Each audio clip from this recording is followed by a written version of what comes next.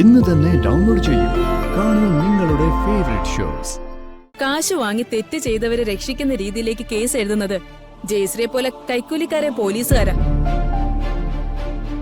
നീ എന്തിനാ ഗിരിജി ആവശ്യമില്ലാത്ത കാര്യങ്ങൾ ഇപ്പൊ സംസാരിക്കുന്നത്? പറയുമ്പോ എല്ലാം പറയണമല്ലോ. എന്തായാലും ആ ദുഷ്ടൻ രക്ഷപ്പെടുത്ത കണ്ടില്ലേ? ഇവനെ ഒന്നും വെടിവെച്ചു കൊല്ലാൻ ഇവിടെ ആളില്ലാതെ പോയല്ലോ. ദേവിയുടെ കാര്യം ഓർക്കുമ്പോഴാ സങ്കടം. അവളിത് എങ്ങനെ സഹിക്കും? ഇത്രയൊക്കെ സഹിച്ചില്ലേ, ഇനിയും സഹിക്കാതെ വയ്യല്ലോ. ഇതാ പറയുന്നത്, പെൺകുട്ടികൾ അടങ്ങി ഒതുങ്ങി ജീവിക്കണോന്ന്.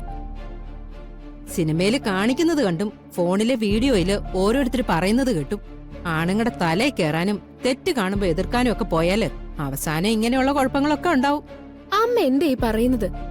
ആരെന്ത് തെറ്റ് ചെയ്താലും നമ്മളൊന്നും പ്രതികരിക്കാതെ മിണ്ടാതെ ഇങ്ങ് പോരണമെന്നാണോ? ആളും തരം അറിഞ്ഞു വേണം പെരുമാറാൻ.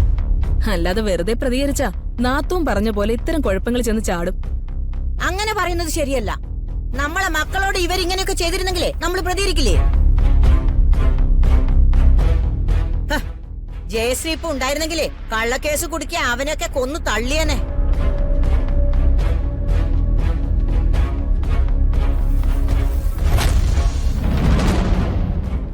അല്ലെങ്കിൽ അവൾക്ക് അതല്ലേ അറിയാമായിരുന്നുള്ളൂ. ഒരു തെറ്റും ചെയ്യാത്തവരെ കൊന്നു കളയല് ഇവളുടെ തള്ളയ്ക്ക് ഒരു മടിയുമില്ലായിരുന്നല്ലോ. നീ എന്തിനാ ഗിരിജെ ഒന്നും മിണ്ടാതെ നിൽക്കുന്ന ദുർഗമോളുടെ മെക്കിട്ട് കയറുന്നത്? നിനക്കിത് എന്തിന്റെ കേടാ?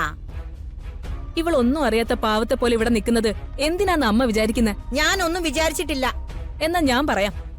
നമ്മൾ പറയുന്ന എല്ലാം കേട്ട് മിണ്ടാതെ നിന്നിട്ട് ഇവള് നാളെ എന്തെങ്കിലും കുഴപ്പമുണ്ടാക്കും. ഓ, എന്നിട്ടത് ഈ വീട്ടിലുള്ളവരെല്ലാം ബാധിക്കുന്ന രീതിയില് വലിയ പ്രശ്നമായിട്ട് വരും. അങ്ങനെ എന്ത് പ്രശ്ന ദുർഗ ഇതുവരെ ഉണ്ടാക്കിയിട്ടുള്ളത്? കുറ്റം പറയാൻ ഒന്നും കിട്ടുന്നില്ല എന്ന് കാണുമ്പോ വെറുതെ വായി തോന്നി വിളിച്ചു പറയരുത്. വേണ്ട മുത്തശ്ശി, വെറുതെ ഇനി ഒന്നും രണ്ടും പറഞ്ഞ് വഴക്കുണ്ടാക്കണ്ട.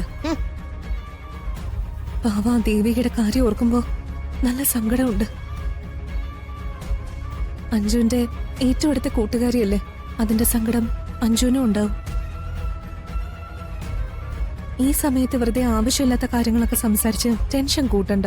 ഓ, ഇവിടെ ഉള്ളവരെ സങ്കടം മാറ്റാൻ ഇനി നിന്റെ ശുപാർശയൊന്നും വേണ്ട. ഞങ്ങൾക്കറിയാം എന്താ വേണ്ടെന്ന്. അവൻ കാശെറിഞ്ഞ് രക്ഷപ്പെട്ടു. അതിൽ നമ്മൾ സങ്കടപ്പെട്ടിട്ട് ഒരു കാര്യമില്ല. എന്റെ പൊന്നു ദുർഗെ, നീ നിന്റെ മനസാക്ഷി വെച്ചാ അങ്ങനെ പറഞ്ഞെന്ന് ബോധമുള്ളവർക്ക് മനസ്സിലാവും. ഇവർക്കൊന്നും മനസ്സിലാകാൻ പോകുന്നില്ല. കയ്യിൽ കാശുള്ളവനെ തൊഴാനും ന്യായീകരിക്കാനും നിന്റെ ചെറിയമ്മക്ക് അറിയോ? അതെ, അങ്ങനെ തന്നെയാ ഞാൻ. അതിനെന്താ കുഴപ്പം?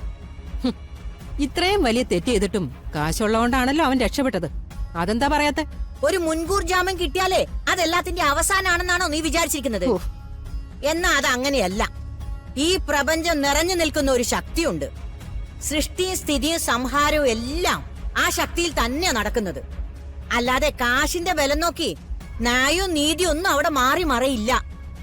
ആ ദേവിയുടെ മുന്നിൽ തെറ്റ് ചെയ്തവന് പിടിച്ചു നിൽക്കാൻ പറ്റില്ല. അവൻ വീഴും, നിലം പൊത്തും, ഈ മണ്ണിൽ അവസാനിക്കും. അത് ഉറപ്പാ.